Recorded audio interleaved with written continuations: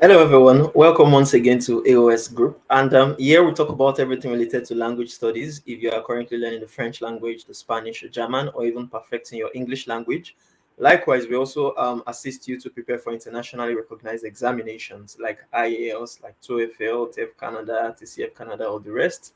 And if, for instance, you are on the verge of actually working on your visa applications or migration to countries like Canada, the UK, US, we can actually give you our own experiences to actually learn from. So that being said, as you know it, we are always scheduled to start our live QAs by 3 p.m. West African time or 9 a.m. Pacific Standard Time. So if you have any questions whatsoever based on the topic of today, kindly drop it on the chat section or the comment section of this video. And before we go on, do not forget to subscribe to our YouTube channel, hit on the notification bar to get notified anytime we drop a content, and also like and share this video with your friends and with your family.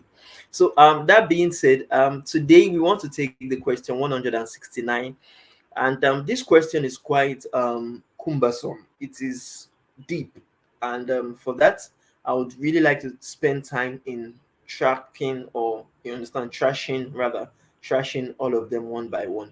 But before then, let's actually take the question. It goes those. It states that which visa is best, either SDS or non-SDS, study or work permit or PR. And the question was asked by Saba Perveen from Netherlands.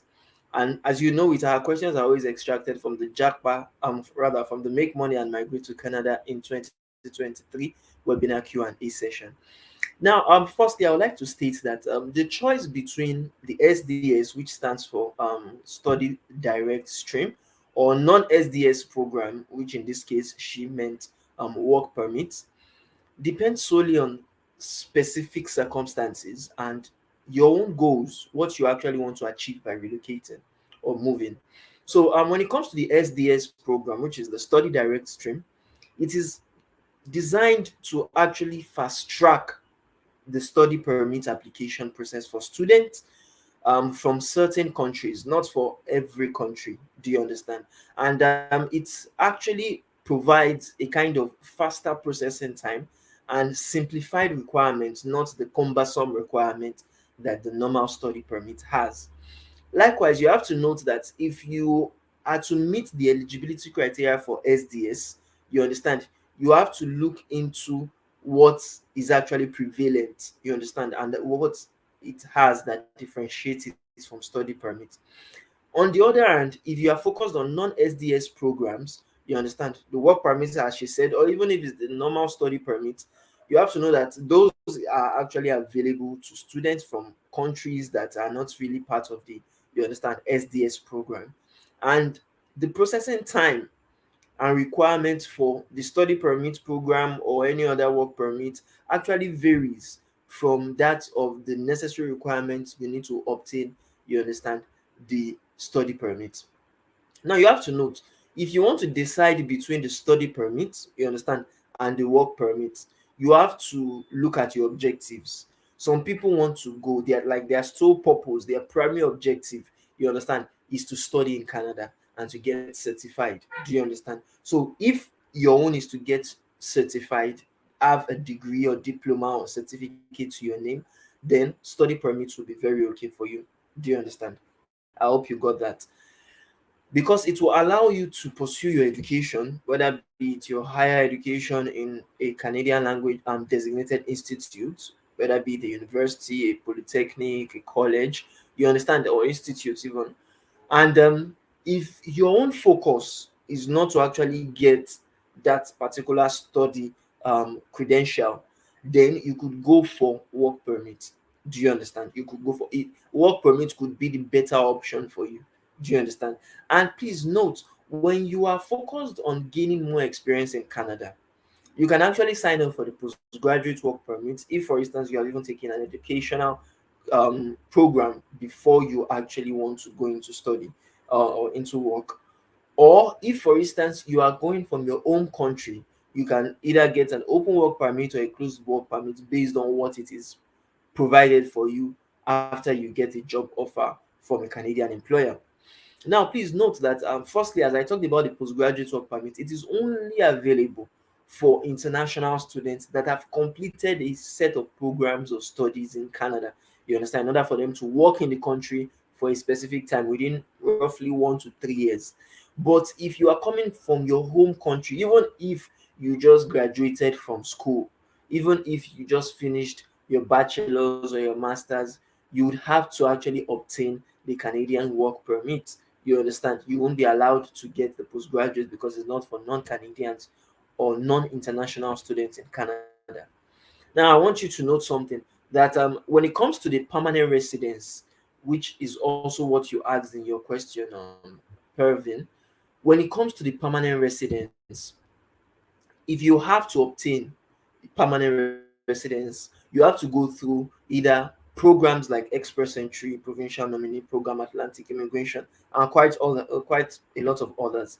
And these actually have long-term benefits. The first ones we talked about, I would say it really has short-term benefits because most of them do not always last up to at least 5 years, and most of them don't have the opportunity that as soon as you finish maybe like a 3 year course, you now apply for citizenship. No, it doesn't work that way. But for permanent residency, you will get quite a lot of benefit because the PR status would allow you to live in Canada. You understand? You can also study in Canada as a Canadian would study. In other words, your fees are going to be reduced. You won't pay 3 times more what the citizens are paying, like those that the international students will have to go through. Do you understand? You'll be able to work and earn full time. You would also have a lot of social benefits that you would benefit from staying or living or settling in Canada permanently. You will be able to eventually apply for citizenship, Canadian citizenship, after at least 3 years of staying there, or perhaps 1,000 and about 65 days, or let's say roughly 1,100 days after you understand reside permanently in Canada. Do you understand? And the only thing that kind of differentiates PR, permanent residence, from all others that we have talked about earlier, is that the process of obtaining your PR can be much more complex. One, do you understand? It can be much more time consuming. Two, than the study and work permit. But it is always much more fulfilling to have that PR because now, mind you, lately I think that was about last month we heard that over 700 Indians were deported from Canada due to the fraudulent way they got into Canada to study. Do you understand? And they even to work under the postgraduate work permit. That's to tell you that when you are to get your PR, the bar of entry is much more stricter.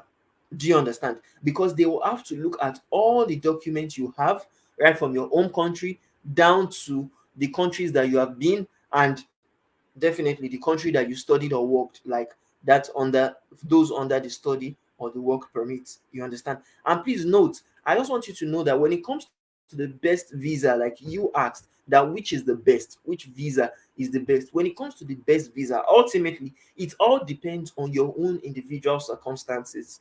Do you understand? Your own goals, your own eligibility. And that is why, for instance, at A.O.S Group, we always assist people. If, for instance, you can't decide on your own, we always assist people to check their eligibility status. You understand? We do what we know as a pre-evaluation process that you can actually check up on the link that I'm going to share with you now. We have it on our website, aosacademy.com/migration agency.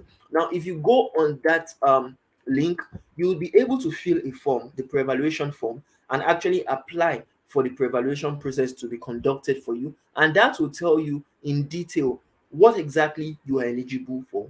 You understand? What you can pursue based on your goals and your own individual circumstances. It is advisable that you actually, however, go to check, or I would like to say it, do some thorough research for each option. Assess your priorities, what really is mandatory for you, and also consider consulting, you understand, an immigration professional to actually determine the most suitable pathway for your own particular, you understand, situation. So thank you very much. I hope you got value for this. If you did, please Please kindly consider subscribing to this YouTube channel. Hit on the notification bell to get notified anytime we drop a content, and like and share this video with your friends and your family. And I do hope to see you in our next Q&A session. Bye for now.